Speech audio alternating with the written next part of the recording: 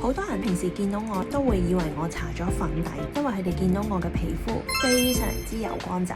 但係我要證明俾大家睇，我真係冇搽粉底，而且仲係連遮瑕都冇用嘅。我而家淨係搽咗我哋嘅5號防曬呢一張紙白雪雪。我而家大力咁樣捽我塊面俾大家睇，都係白雪雪，冇遮瑕，冇胭脂，連唇都冇搽，眼影眼線都冇搽，我淨係畫出條眉啫。呢個就係我而家嘅狀態啦，好有光澤，而且咧毛孔好幼細，同埋我面上嘅色斑係已經冇咗好多。但係4年前我係呢一個樣，你記住係呢一個樣。